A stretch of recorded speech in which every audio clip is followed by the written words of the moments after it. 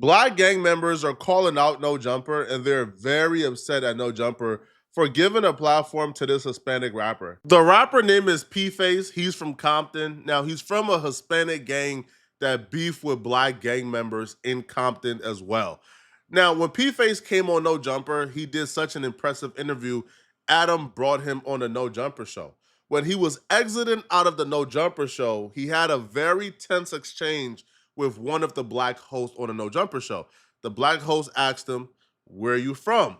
What gang you from?" And he aggressively told the black host what gang he was from. Another like Yo, appreciate you, dog. Sorry. strong. His interview is coming out. It's going to change the game. Not just no raggedy hood rat. All right, Ant, bro.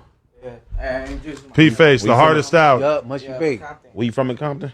Yeah, I'm from Eastside Compton. What hood? I'm from Compton BLP, Compton Border Road Spalding. All right, 83rd Street. That's what's happening, man. Shout out Compton. Okay, he turned up. Yo, I love how everybody's voice got to get a few octaves deeper when they announce where they're from. Period. And they got to be very clear. Yeah. That's when you know it's authentic. Unless you want to take your spot back? Hey, no, we, yeah, you feel me? I beg a pardon on that. What? Like when people try to get turked over they hood, usually, you know what I'm saying, I say something, because, like, keep that shit regular. Like, when you bang hard and say your hood twice, that type of shit gets so what, or, you know what I'm saying, and, because just be regular, you know? I didn't read too much into that interaction. That's just how LA dudes interact with each other. That's a normal LA interaction. And if it looked utterly stupid, that's because the activities that take place in LA is dumb, okay? Dudes walk around asking each other, "Where you from, cuz? Where you from, blood?" And if you say the wrong thing, apparently they're willing to go to jail because you are from a different place than they are. It's dumb. It makes no sense whatsoever. So the interaction goes viral. A lot of people try to say this dude marked out Young Ant. I don't see it like that. I think that's hogwash and that's BS. Now, when interaction goes viral, though, people then use this situation to bring back an old situation that occurred in P-Face's life. So P-Face is an 18-year-old gangbanger out of Compton. Now, he looks a little, big, but he's 18. He's young. Now, apparently 6 years ago, do the math, okay?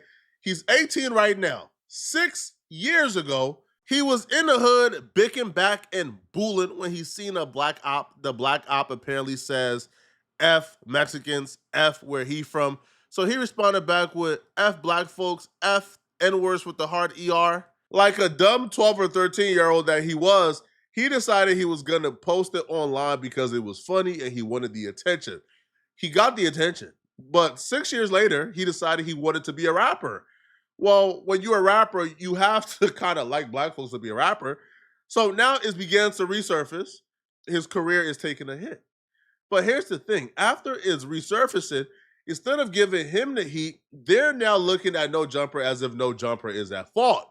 Okay, they're calling out No Jumper for giving him a platform. They're calling out Young and Hefe, Munchie B, and other black hosts for not calling him out on it when he was at No Jumper. But here's the thing. There's no proof or evidence that Young and Hefe, Munchie B, or anybody else knew that this dude said this 6 years ago. Like, nobody, like, there's no evidence they knew beforehand. So how do you want them to press him for something they found out when the rest of us found out, which was after the incident with him and Young and Hefe went viral? Now, they will point out an incident and they will claim that if he was black, he wouldn't have gotten a pass. And they will point to an incident with Young and Hefe and another gangbanger called King Tylenol. King Tylenol said a diss for Young and Hefe's gang in a song.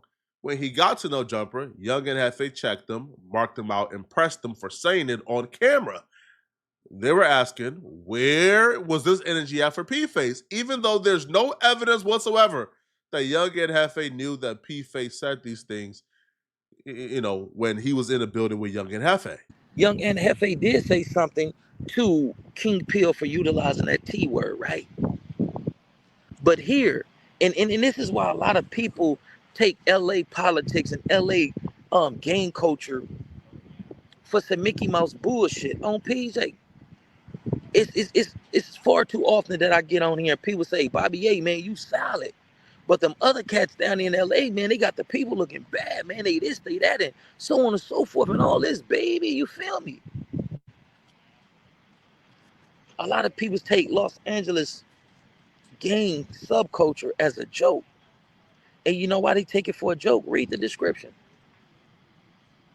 The description is right there. Read that. Why didn't Munchie and Aunt Hefe check Hispanic rapper P-Face Baby for racist remarks made in the past against blacks? Can somebody answer that for me? Let me know why you think they ain't, pressing online. Let me know why you think they ain't address it. Like, you feel what I'm saying?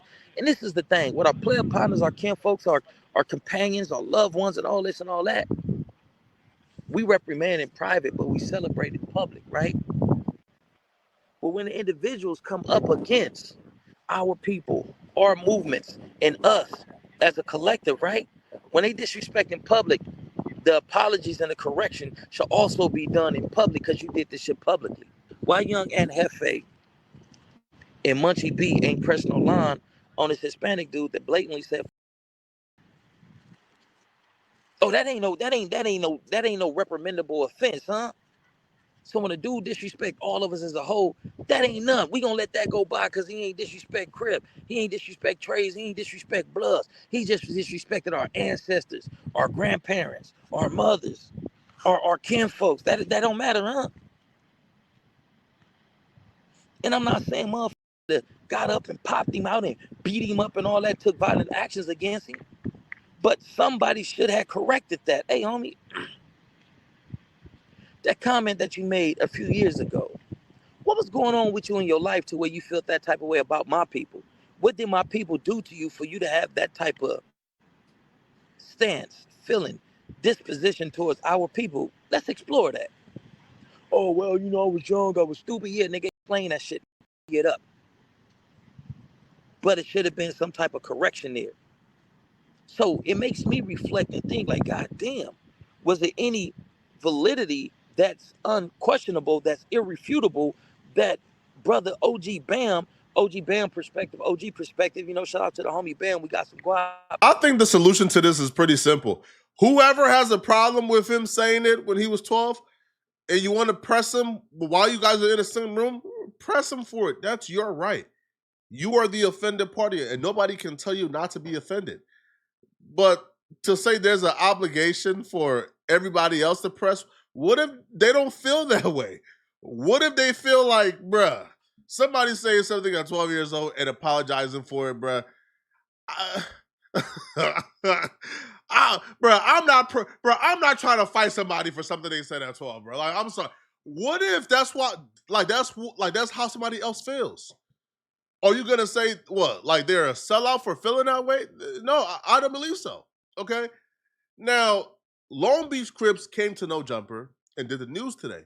And when they came, they pressed Lush One for trying to stick up for P-Face or to at least provide some type of explanation for why he said what he said. Where are we at with this latest debacle, and what are your thoughts currently? My thoughts is I'm wanted to ask you, why do you always feel the need to defend anybody who is NK or has any type of anti-black rhetoric, and you try to clean it up? Oh, he didn't mean it that way. It was taken out of context. How the f is that taken out of context if I get on the camera and say I'm NK? There's no condoning, accepting. There's nothing that will ever say positive about that whatsoever. You feel me? Anyone that uses that phrase or word is all bad. It's got no place in hip hop. It's got no place in racial division in the streets. But it's the antithesis of everything I believe in. Y'all know I'm like. But get this though, right? Why that thought wasn't your first thought instead of just trying to say somebody didn't mean something that they meant?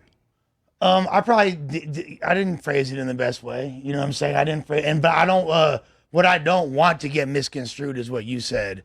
I don't. And just to give Bumpton Juno context and anybody else that might not know, there's a rapper by the name of P-Face. Yeah, they just brought him up on the interview I just did with Munchie. Okay. But my question to you, like, you a Southsider?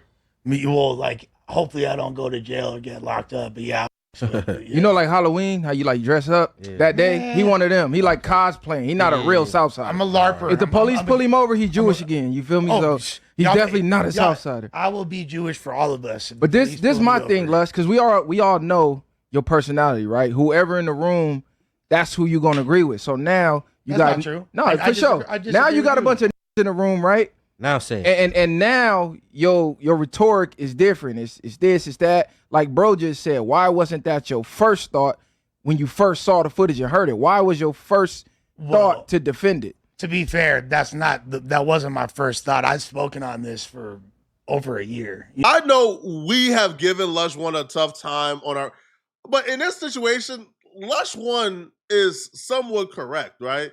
Lush One had already seen the clip in the past. For about a year now, Lush One knew the clip existed. So when the clip came up and he's claiming, oh no, there was added context here. The other black kid who was off camera, you probably don't see, he says F Hispanics, and he used a derogatory word for Hispanics that start with the word B. And, the 12-year-old kid just responded back, with equal force. So this was kids going at each other. Now, was he wrong for doing it? Yeah, right? You don't respond to racism with equal racism. You feel me? You respond to racism, by being a bigger person, all right, by inserting logic.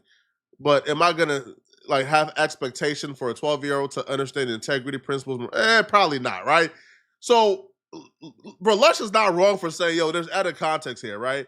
He was 12.